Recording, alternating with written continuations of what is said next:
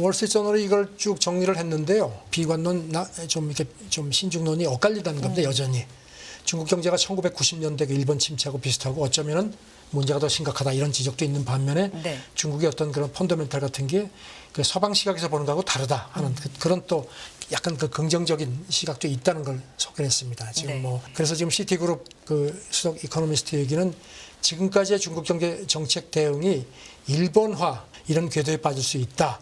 중국이 30년 전 일본보다 부채라든가 인구 고령화, 디플레 조짐 같은 게 비슷하거나 더 심각하다는 겁니다. 일본도 1990년대 초에 부동산하고 주식 거품이 훅 빠지면서 장기 침체에 들어갔는데 지금 중국이 딱 그 초입에 있다는 그런 지적입니다. 네.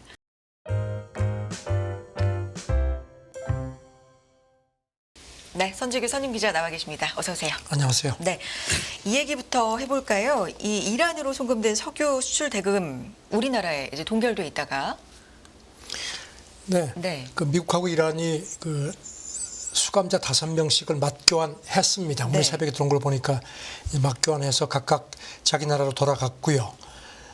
그리고 이제 이게 이제 그 뒤에 우리가 그 우리나라 은행에 그 묶여 있던 이란 그 석유 판매 대금이 이제 반환이 됐고요. 이제 동결이 풀렸습니다. 일시적으로 네. 미국이 이제 제재를 풀어서 그래가지고 그게 이제 카타르 은행으로 간 걸로 돼 있고요. 근데 여기와 관련돼서 이자 얘기가 지금 있어서요. 예, 이게 뭐 아시겠지만 트럼프 행정부 때 이란 제재가 다시 복원이 됐죠. 네. 그 바람에 2019년 5월부터 이제 우리가 이란 석유를 수입해도 대금을 줄 수 없게 되었습니다. 그래가지고 그게 이제 이란이 어떤 식으로 돼 있냐면은 이제 우리 그 전에 또 그 우리나라 그 IBK하고 그 다음에 우리은행에 네. 있는 원화 계좌에서 우리가 이제 거기다 돈을 집어넣으면은 이란이 그거를 가져갔거든요. 그래가지고 이제 환전을 해가지고 썼는데 이제 트럼프가 제재를 복원하는 바람에 2019년 5월부터는 그것도 중단이 됐습니다. 그러니까 이제 그 돈이 묶여온 겁니다. 네. 그랬는데 이제 이렇게 돼서 우리가 이제 그 돈 한 60억 달러 정도로 우리 돈으로 한 근 8조 원 정도인데 카타르 은행에다가 이제 돌려줬는데 지금 이란 정부 관계자 얘기가요. 그동안에 이제 몇 년 동안 묶여 있었기 때문에 네. 이자가 생긴 게 있을 거 아니냐. 그 이자 돌려달라는 얘기를 이란 관계자가 어제 연합뉴스에다가 그렇게 회견에서 밝혔습니다. 그리고 또 석유 자금이 한국에 처음 묶였을 때 환율이 달러당 한 1,100원대였는데 원화 가치가 떨어져가지고 지금 한 1,300원 정도다. 그러니까 환차손도 있다. 그래서 네. 이 환차손이 동결 자금의 한 10% 자기들 계산은 한 8천억 원이니까 이것도 소원이니까 이것도 물어내라 하는 식입니다. 그래서 참 물에 빠진 보따리 건져주면은 보따리 뭐 어쩌고 한다는 얘기가 생각이 나는데요. 지금 제재를 가했다가 일부 해제로 이게 풀린 돈인데 그렇죠. 이자까지 요구하는 게 이게 글쎄요 이게 합당한 건지 모르겠습니다. 그러니까 이란 쪽 얘기는 돈 주인한테 이자를 돌려주는 건 당연한 거 아니냐. 어쨌든 이제 이 돈이 지금 묶여 있었고 그걸로 인해서 이제 어떤 그 소득이 발생했으니까 그 돈을 달라는 겁니다. 그럼 그래서 한국이 줘야 되는 겁니까? 그렇지. 그래가지고 네. 우리를 대상으로 해서 법적 조치를 지금 검토하고 있다는 겁니다. 네. 이게 앞으로 이런 그 새로운 어떤 선례가 되는 게 아닌가 싶기도 합니다. 그렇군요. 그래서 일단 수감자 맞교환은 된 상황인데 이자에 대한 지금 논란, 네. 이야기, 뭐 법적 조치 이런 얘기들이 지금 나오고 있고요. 그래서 그 후유증에 좀 주목하고 있다고 합니다. 미국 쪽 얘기인가요? 일단 미국 내에서 바이든 행정부가 이거를 이제 밀어붙인 것에 대해서 공화당 쪽에서는 네. 이거 몸값 준 거 아니냐. 이런 식으로 하면 앞으로 계속 나쁜 선례다. 이러니까 이제 백악관 쪽에서는 그건 아니다. 몸값이라는 거는 이제 주고선 그쪽에서 이제 가져가는 건데 이거는 그런 게 아니라는 겁니다. 지금 그 커비 대각관 그 국가안보의 그 대변인 얘기를 조금 전에 들어온 걸 보니까요. CNN하고 회견을 했는데 돈을 동결을 해제해서 돌아갔지만 네. 이게 이란 정부에 직접 간 건 아니다. 카타르 국영은행 시스템에 묶여 있다는 겁니다. 그래가지고 미국도 감시하고 해서 전에 몇 차례 말씀드렸죠. 그 자금이 풀려도 이란이 이걸 마음대로 쓰는 게 아니고 그 뭐 식품이라든가 약 같은 필요한, 인도주의 네. 용도로만 쓸 수 있도록 철저하게 감시하겠다고 하고 만약에 그걸 어기면은 언제든지 다시 동결할 수 있다는 얘기를 했었거든요. 네. 그 얘기를 거듭합니다. 미국하고 카타르가 감시하고 있다는 얘기를 하고요. 네. 공화당이 지금 이걸 뭐 계속 정쟁화할 것 같습니다. 그래서 그런지 백악관이 이 국무도 그렇고 이란이 이제 이 이제 합의 끝나고 그다음에 이제 그 구체적으로 뭐 자금도 돌아갔다는 얘기를 아주 대대적으로 어제 언론에 발표를 했는데 미국 쪽에서는 그냥 별 얘기를 안 했었거든요. 그런데 오늘 새벽에 이제 커비 조정관이 이제 CNN하고 회견하면서 돈을 풀려가지고 그 이란이 다시 쓸 수 있게 됐지만 마음대로 쓰는 거 아니다. 이렇게 거듭 강조를 합니다. 네. 제재 해제로 한국에 묶여있던 이 동결 자금들 지급이 일부 되면서 이 부분에 대해서 좀 후폭풍들, 뭐 이자 얘기라든가 관련된 미국 쪽에서 나오는 이야기들 좀 지켜볼 필요가 있을 것 같아요. 계속 좀 시끄러울 것 같네요. 이란 네. 외무부 대변인이요 어제 그 이제 미국하고 그 수감자 막교환, 그다음에 네. 동결 자금 해제 실황을 이제 공개하는 기자회견을 대대적으로 했습니다. 그러면서 이 돌려받는 돈의 용도에 대해서는 우리가 자율적으로 처분한다. 이걸 또 강조를 했습니다. 이 사람 얘기는 이 돈으로 식품하고 의약품만이 아닌 미국 제재를 받지 않는 모든 품목을 우리가 살 거다. 살 수 있다. 이렇게 또 강조를 했습니다. 그런데 뭐 말씀드린 것처럼 미국은 그거 아니다. 그러니까 돈은 돌려주지만 너희들 마음대로 못 쓴다. 이렇게 얘기를 하는데 그래가지고 뭐 유사시에는 뭐 다시 동결하겠다고 하는데 글쎄 어떤 식으로 다시 동결할 수 있는지 이런 것도 미국은 얘기를 안 하거든요. 네. 지금 뭐 이게 이제 조금 더 이제 좀 더 진전이 돼가지고 미국 이란 간의 그 지금 핵 합의 복원 협상이 지금 중단되어 있는데 그거를 좀 이렇게 좀 되살리는 쪽으로 가려고 하는 모양인데 좀 그래도 기싸움을 계속 하네요. 네. 다음 얘기 해보겠습니다. 우크라이나 전쟁으로 인해서 탄약 가격이 급등해서 이 탄약발 인플레 때문에 고심을 한다고요? 네, 참 인플레가 별게 다 있습니다. 네.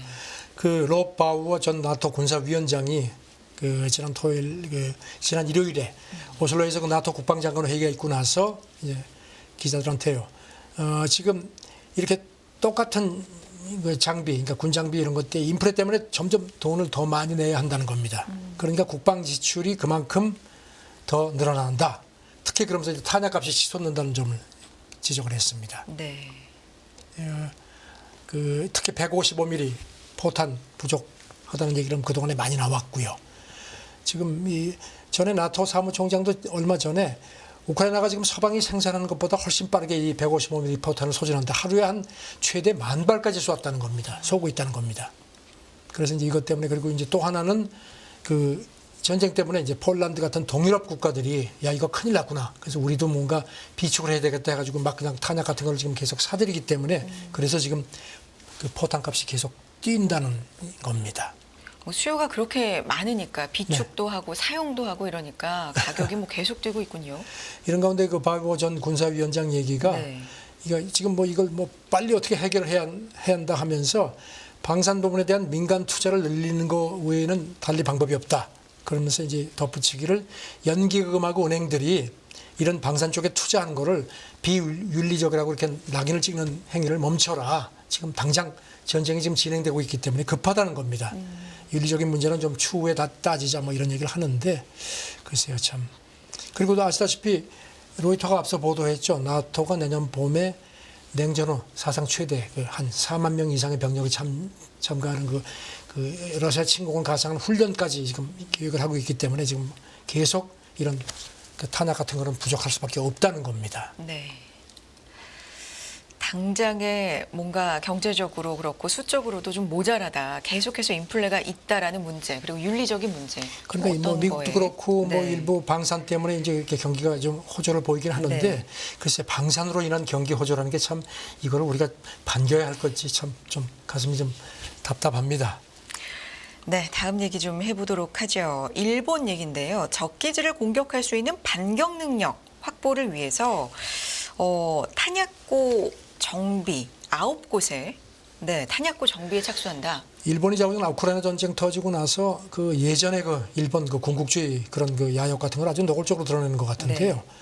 일본이 그 작년 12월 말에 이른바 그 국가안보 전략 3대 안보문서를 개정을 했죠. 그래가지고 이제 이른바 적기지를 공격할 수 있는 자기들은 이제 반격 능력이라고 부르는데 그거 관련해서 그 일본 내에 있는 그 육상자위대 탄약고 한 9곳을 네. 이제 정비를 한다는 겁니다. 그 교도통신 보도인데요. 그리고 이제 반격 능력을 행사할 때 이제 사용할 수 있는 장사정 미사일, 그러니까 장거리 미사일이죠. 이거를 보관하는 것도 더 늘리려고 한다는 겁니다. 네. 그래서 지금 그 교도 보도를 보니까 우선 정비 대상이 홋카이도에 있는 한 6곳하고 뭐 미야기현, 오키나와현, 그다음 가고시마현에 있는 거 해서 모두 9곳을 이제 정비를 한다는 겁니다. 그런데 이제 어떤 무기, 뭐 수량 같은 걸 이제 공개하지 않겠다. 왜냐하면 이제 그게 공격 목표가 될 수 있다는 겁니다. 이제 군사적으로 비밀이라는 거죠. 보안이 필요하다는 거고요. 네. 그리고 또 이거 외에 2032년까지 일본이 탄약고 한 130개 정도를 더 증설할 계획인 걸로 또 교도가 더 전했습니다. 현재 한 1000곳 정도의 탄약고가 있는 모양입니다. 미시비시 중공업하고 이미 그 장사정 미사일 개발 양산 계약 우리 돈으로 한 3조 7천억 정도 계약을 한 걸로 지난 4월에 발표가 됐습니다. 그거 말고 또 미제 그 순항 미사일 토마호크도 도입해가지고 또 한 2026년께부터 실전 배치를 한다는 계획인데 일본의 움직임이 심상치가 않습니다. 네. 일본이 군사, 뭐 방위 이쪽으로 굉장히 예산을 많이 쓴다라는 얘기는 얼마 된 것 같아요. 몇 달 된 것 나왔죠. 같아요. 독일도 계속해서. 그동안에 네. 굉장히 이렇게 그러니까 일본하고 독일이 2차 대전 패전국인데 그동안에 좀 조용히 있다가 일본도 그렇고 좀 독일도 뭐 방위비 늘린다는 얘기 나오고 해가지고 조금 그 움직임이 좀 심상치가 않죠. 네.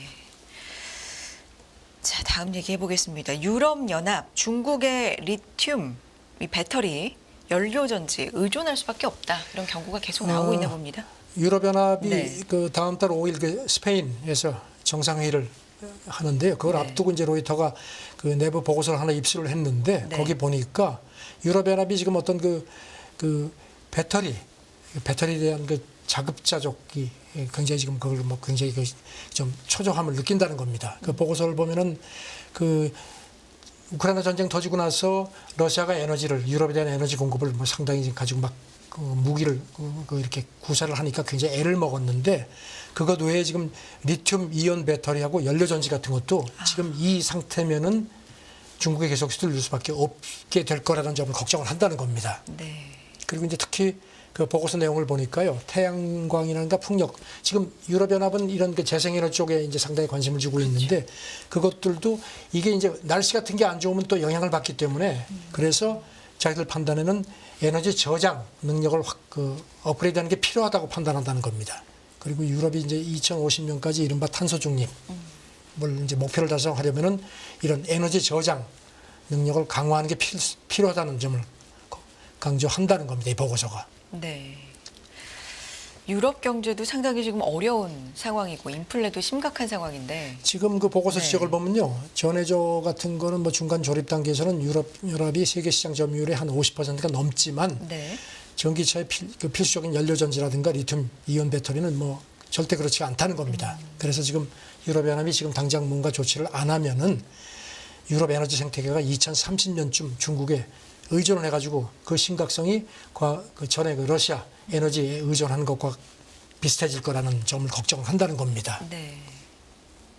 중국의 의존도가 유럽도 좀 상당히 올라간 것 같아요. 네, 그래서 지금 이쪽으로도. 예, 네. 그래서 유럽연합 정상들이 그 다음 달 그 스페인 회의에서 이 리튬이온 배터리하고 연료전지 공급처를 중국으로부터 가능하면 아프리카, 중남미로 이렇게 다변화하는 문제를 집중적으로 논의를 할 예정이라는 게 로이터 보도입니다. 네. 그리고 또 보고서에 보니까 이거 리튬이온 배터리하고 연료전지 빰 외에도 디지털 장비도 그 역외 의존 위험이 크다는 점이 또 지적이 되다는 겁니다. 센서라든가 뭐 드론, 뭐 데이터 서버, 저장 장치, 디지털 전동 네트워크 같은 그런 수요가 앞으로 한 10년 정도 급증할 텐데 유럽 내에 그 자체 생산 능력이 너무 없다는 겁니다. 네. 이 공급망 갈등이 그 빚어낸 또 다른 어떤 하나의 그 현상 아닌가 싶습니다. 다음 얘기를 해볼 텐데 중국과 독일 얘기입니다. 독일 외교장관이 시진핑을 독재자로 공개 언급해서 뭐 중국이 발끈한 일이 있나 봐요. 기억하시죠? 그 바이든 대통령이 지난 6월하고 지난달에 그 중국을 계속 뭐 시진핑을 독재자, 뭐 중국 경제가 뭐 시한폭탄이다. 그런 얘기했죠. 그래가지고 중국이 네. 아주 발끈했었는데요. 이번에는 보니까 베이복 독일 외교장관이 이 사람은 이제 녹색당 소속입니다. 독일은 아시다시피 신호등 연정이죠.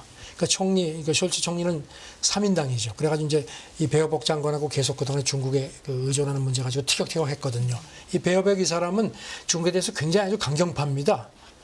근데 지난주에 네. 미국 폭스뉴스하고 회견하면서요. 우크라이나 전쟁 얘기를 했는데 만약 푸틴이 이 전쟁에서 승리를 하면은 또 다른 독재자인 시진핑이 어떤 생각을 할지 걱정된다 이렇게 얘기를 했습니다. 아, 그러니까 이제 시진핑을 대놓고 독재자라고 아주 공개적으로 언급을 한 거죠. 네. 그러니까 이제 중국 외교부 대변인이 어제 브리핑에서 이제 중국 기자가 이 발언에 대해서 어떻게 생각하느냐 그랬더니 이거는 공개적인 도발이다. 그리고 전적으로 터무니없다. 그러면서 중국의 정치적인 존엄성도 침해하는 거라고 아주 강하게 반발을 했습니다. 네. 그리고 이제 그 중국 외교부가 독일 그 주중 독일 대사도 소치 이제 불러서 항의를 했습니다. 평소에도 근데 이런 태도를 좀 보였나 봐요. 중국에 대해서. 지난달에도요. 중국이 전 세계인의 삶에 대한 구체적인 도전이다. 이렇게 또 그 해서 중국 신경을 건드렸습니다. 그리고 또 그거보다 앞서는 중국이 유럽의 그 무역 파트너라는 얘기를 하는데 그거라기보다는 자기가 볼 때는 시스템적인 경쟁 상대다. 그렇게 아주 이제 콜 총리, 숄츠 총리하고 많이 충돌을 했었죠. 네. 바이든 대통령에 이어서 지금 유럽연합이 중국하고 좀 어떻게 경제관계를 계속 유지하려고 그러고 중국도 미국하고 계속 갈등을 하니까 이제 유럽연합하고는 좀 잘해보려고 하는데 이렇게 그냥 베어복 장관이 중간에서 이렇게 하니까 선물. 조금 서로 좀 집행위원회도 그렇고 좀 껄끄러울 겁니다. 그러게요. 시진핑을 독재자로 공개 언급한 데 대해서 중국이 발끈했다라는 얘기였고요. 다음 얘기해 보겠습니다.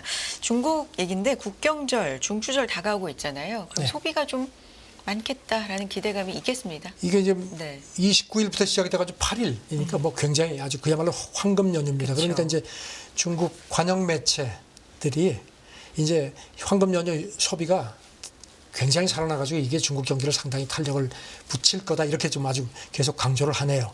그 글로벌 타임즈가 그저께 중국 여행 플랫폼 그 쿠나르 통계를 인용해서 지금 그 이 국내 호텔 예약이 코로나 이전 같은 기간에 비해서 514% 증가했다 이렇게 아주 강조를 했습니다. 네. 그다음에 또 중국 국가철도그룹도 지난 15일 하루에 기차표가 2,288만 장이 팔렸다.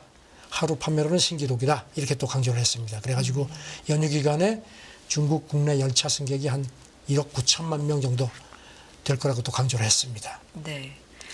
확실히 좀 숫자로 보면 크게 급증하는 거는 알 수 있을 것 같은데 중국 경제가 워낙 좀 어렵다는 얘기가 많으니까 이게 도움이 그래서 더 될까? 이걸 네. 부각을 시키는 것 같습니다. 네.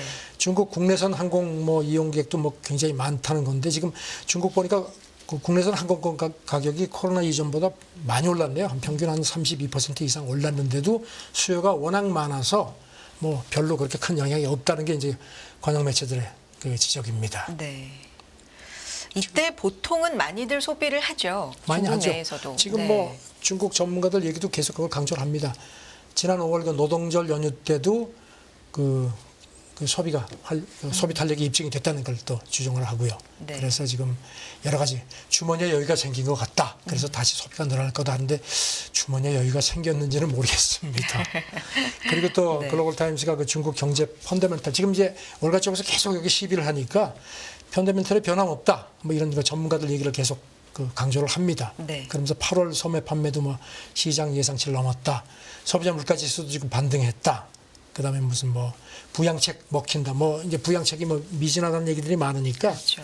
나쁘지 않다. 그래가지고 지금 3분기 현 3분기 GDP가 뭐 연일 한 5% 증가 가능하다는 얘기도 강조를 하고요. 그리고 이 추세면은 4분기 되면은 그 회복 모멘텀이 더 탄력을 받을 거라는 얘기도 하는데요. 그래서 이거는 이제 중국 관변 관영 매체 관변 전문가들 얘기인데요. 월가는 글쎄 조금 좀 입장이 다른 것 같습니다. 뭐 중장기로는 4%도 힘들다라는 얘기가 IMF에서 나오고 있고, 그렇죠. 네, 한편으로는 또 이렇게 긍정적인 신호가 있다라는 것도 나오고 있으니까 좀 더 지켜봐야 될 것 같은데요. 다음 얘기 좀 해보겠습니다. 월가 그 얘기인데 월가의 중국 경제 전망이 여전히 엇갈린다. 예, 네, 월스트리트저널이 이걸 쭉 정리를 했는데요. 그 비관론 좀 이렇게 좀 신중론이 엇갈리다는 겁니다. 여전히 중국 경제가 1990년대 그 일본 침체하고 비슷하고 어쩌면은 문제가 더 심각하다 이런 지적도 있는 반면에 네. 중국의 어떤 그런 펀더멘탈 같은 게 그 서방 시각에서 보는 거하고 다르다 하는 그런 또 약간 그 긍정적인 시각도 있다는 걸 소개했습니다. 지금 네. 뭐 비관론 쪽 얘기를 보면은 뭐 노령화 굉장히 빠르다는 얘기. 그다음에 지정학적 긴장도 있고 공공부채가 겉으로 드러나는 것보다 훨씬 더 심각하다는 얘기를 하고요. 네. 그래서 지금 시티그룹 그 수석 이코노미스트 얘기는 지금까지의 중국 경제 정책 대응이 일본화, 이 사람은 제페니피케이션 이런 표현을 썼네요. 이런 궤도에 빠질 수 있다. 그래서 중국이 30년 전 일본보다 부채라든가 인구 고령화, 디플레 조짐 같은 게 비슷하거나 더 심각하다는 겁니다. 그리고 몇 차례 지적을 드렸죠. 일본도 1990년대 초에 부동산하고 주식 거품이 훅 빠지면서 장기 침체에 들어갔는데 지금 중국이 딱 그 초입에 있다는 그런 지적입니다. 네. 이건 좀 안 좋은 이제 의견이고. 그렇죠. 네. 반면에 이제 좀 그래도 그건 너무 좀 비관적이다. 그런데 중국 자산 거품이 우려하는 것만큼 심각하지 않다. 모건 쪽도 뭐 GDP 대비 부동산 가치 비율이라든가 시총, 주식 시총 같은 거 빠지는 것도 보면은 일본처럼 그렇게 심각하지 않다는 그런 지적도 하고요. 네. 그 다음에 이제 또 중국의 그 도시화율 같은 게 도시화 여지가 아직도 있어서 생산하고 성장 그 탄력을 좀 이렇게 뒷받침할 수 있는 여력이 있다는 지적도 있습니다. 그래서 이제 뱅크 오브 아메리카 같은 경우에는 그 중국이 대차 대접에 불황에 갇힐 거라는 그런 우려가 있는데 그거는 좀 지나치다 하는 식으로 약간 좀 긍정적으로 평가를 했습니다. 네. 근데 지금 뭐 비관론이 훨씬 더 강합니다. 그 중국 문제가 일본보다 훨씬 더 어려운 이유가 특히 그 고령화 속도가 너무 빠르다는 겁니다. 일본 같은 경우는 거품 붕괴 후 거의 20년이 지난 2008년부터 인구가 감소하기 시작했는데 중국은 그보다 훨씬 빠르다는 겁니다. 네. 그리고 또 더 심각한 문제는 중국이 이제 이른바 부국이 되기 전 장기 성장률이 약해지면서 그 늙어가는 시기에 접어들었는데 이게 이제 훨씬 일본보다 빠르다는 겁니다. 그래서 그런 지적을 하는데 저는 뭐 엿갈리는 모습인데 중국 경제가 저는 뭐 전 같지 않은 건 뭐 틀림없죠. 맞습니다. 그래서 아직은 뭐 확인할 사항들이 좀 많기 때문에 중국 네. 경제에 대해서 이런저런 얘기들이 굉장히 많고 엇갈립니다. 네. 아주 비관적인 의견이 있는가 하면 그건 좀 넘어갔다라는 그렇죠. 의견들도 있기 때문에 조금 더 살펴보고 읽어보고 실제 숫자들을 좀 볼 필요가 있을 것 같고요. 마지막 얘기해 볼게요. 기후위기, 에이즈 결핵, 말라리아 퇴치에 걸림돌이 된다. 뭐 연구 결과입니까? 그 로이터가 네. 세계에서 제일 큰 보건 펀드라고 하는데요. 네. 에이즈, 결핵, 말라리아와 싸우는 글로벌 펀드라는 데서 어제 보고서를 낸 걸 인용을 했습니다. 보고서군요. 네. 네. 이게 이제 후천석 면역 결핍증하고 결핵, 말라리아, 퇴치에도 기후 위기가 차질을 주고 있다는 겁니다. 분석 결과가요. 그래서 코로나 끝나고 나서 국제사회에서 이런 이 세 가지 질병을 몰아내기 위한 그 노력이 많이 회복이 됐는데 네. 최근에 이제 각종 분쟁도 그렇지만 기후 위기가 이게 불거지면서 이걸 2030년까지 퇴치하려는 목표 달성을 어렵게 한다는 겁니다. 네. 그러면서 이제 뭐 쭉 최근에 그 펀드 쪽에서 투자한 그 결핵 치료 받은 인구도 많이 늘어났고 그다음에 그 HIV 그 바이러스 치료 돕는 것도 많아졌고 뭐 모기장도 많이 배포를 했는데 이런 기후 위기가 최근에 불거진 게 큰 걸림돌이라는 겁니다. 그러면서 한 예로다가 그 말라리아 같은 게 지구 온난화 때문에 그 아프리카 고지대로 확산하고 있다는 겁니다. 왜냐하면은 고지대는 이전에는 그저 상대적으로 춥기 때문에 모기가 거기까지 못 갔는데 이제 거기도 기온이 올라가서 모기가 서식을 한다는 겁니다. 네. 그 다음에 이제 최근에 그 대홍수 이것 때문에 무슨 뭐 어떤 그 의료 시스템 같은 게 막 무너지고 커뮤니티 자체가 와해돼서 전염병이 막 확산하고 하는 것들도 악재라는 겁니다. 그러면서 이제 특히 수단, 우크라이나, 아프간, 미얀마 같은 데를 언급을 했습니다. 다만 이제 이 펀드 사무국장 얘기는요, 그 질병 예방 같은 것도 혁신적인 기술도 있고 진단 도구도 많이 업그레이드되기 때문에 여전히 희망은 있다. 그러면서 이번 주 그 열리는 유엔 총회 이제 개막이 됐죠. 여기서도 결핵 퇴치 방안에 대한 고위급 회담이 열린다는 점을 상기시켰는데요. 저는 기후 위기가 이렇게 질병 퇴치 노력까지도 어렵게 하는 상황이 됐습니다. 의학 기술이 발전함에도 불구하고 그럼요. 굉장히 비약적으로 발전함에도 불구하고 기후 위기가 또 발목을 잡을 수 있다라는 얘기까지도 일단은 너무 허투루 들어서는 안 될 것 같고요. 자, 이렇게 다양한 국제 뉴스 살펴봤습니다. 선재규 선임 기자님 고맙습니다. 네, 감사합니다. 끝없는 위기 속 기회는 언제나 숨어 있습니다. 성공한 투자 고수들과 나눈 투자의 철학. 다가올 기회를 잡아내는 부의 만찬으로 여러분을 초대합니다. 푸짐하게 한 상 차려놓았습니다.